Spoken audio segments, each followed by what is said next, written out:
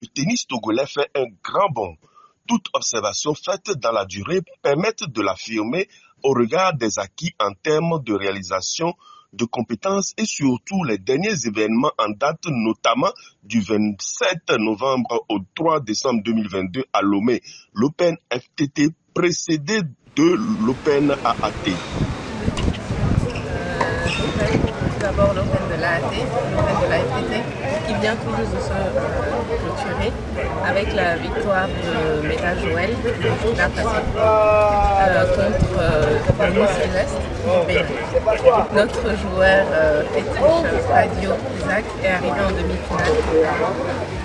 Je ne dirais pas qu'il est démérité. C'est un parcours, c'est un processus. Isaac a participé au grand tournoi, tout comme bon nombre d'autres joueurs togolais, pour mentionner Charles Alikwe, et qui n'ont pas démérité, qui font de leur mieux pour progresser. Donc je dirais que je suis satisfaite, en tout cas personnellement, de voir qu'ils puissent enchaîner 2 compétitions sur 2 semaines consécutives et quand même arriver à un certain niveau. Les prochaines fois, ce sera mieux, bien évidemment, et nous ferons en sorte que le progrès continue, que les jeunes prennent conscience de l'ampleur du travail et de la persévérance qui est nécessaire pour arriver à un niveau souhaitable et satisfaisant. Ils sont déjà en train de le faire.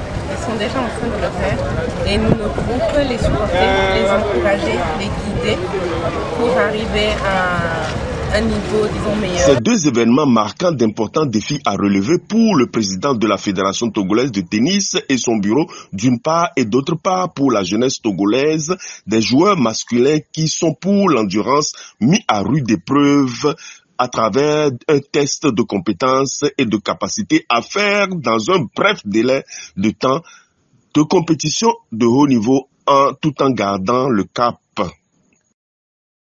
Je m'appelle Padiro Dabalo Isaac. Je viens de finir 2 compétitions successives que la Fédération togolaise de tennis a organisées. La première s'est déroulée à l'AT, où j'avais perdu en demi-finale contre Joël Meda qui a remporté les 2 tournois. La deuxième semaine, j'ai perdu contre Sylvestre Monou qui aussi était 2 fois en finale mais qui a perdu ces 2 matchs. Donc du coup, la première semaine contre Joël, c'était notre deuxième rencontre. La première rencontre, il m'avait battu en 3-7.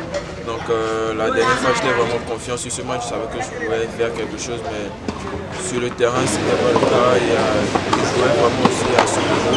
Il était vraiment présent, il était conscient de la menace. Donc du coup, il était vraiment présent dans le match. Et il était à fond sur tous les points. Donc du coup, d'un côté, c'était compliqué pour moi de jouer. Je me suis quand même battu. Mais je n'ai pas pu gagner, mais j'espère le rejouer très bientôt et voir un peu la performance. Et ça me permet de savoir un peu là où je me situe par rapport aux meilleurs joueurs de la sous-région.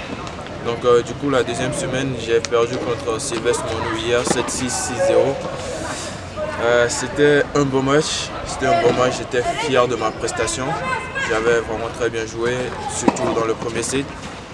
Je menais 6-5 sur mon service, mais je n'ai pas pu gagner ce jeu de service dû à quelques soucis, des manques.